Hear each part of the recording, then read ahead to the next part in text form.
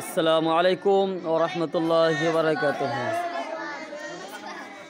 ধোলাদহ পাদরাপাড়া মসজিদের মক্তব চালু করা হয়েছে। সেটা আজকে ইমতিহান, বাচ্চাদের পরীক্ষা নেওয়া হবে উৎসাহ বাড়ানোর জন্য। এইভাবে প্রত্যেকটা মসজিদে মক্তব চালু করলে বাচ্চারা কোরআন শিখে যাবে। আপনারা দেখুন ছোটো ছোটো বাচ্চারা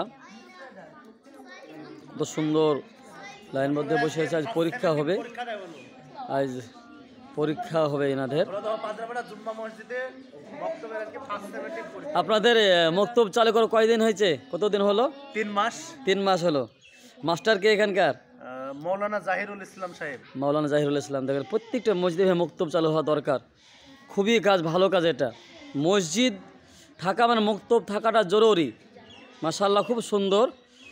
বাচ্চারা দেখেন, প্রত্যেকটা বাচ্চারা এখানে কত হিজাব পরে, মেয়েরা ছেলেরা বসে আলাদাভাবে।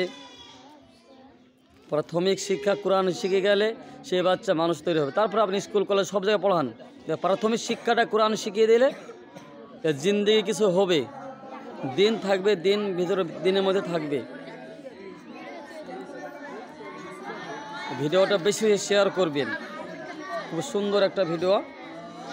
আপনাদেরকে লাইভের মধ্যে দেখাবো, পরীক্ষা হবে ওই টাইমটুকু দেখাবো আপনাদেরকে। লাইভটা দেখতে থাকবেন। টুকরা হলো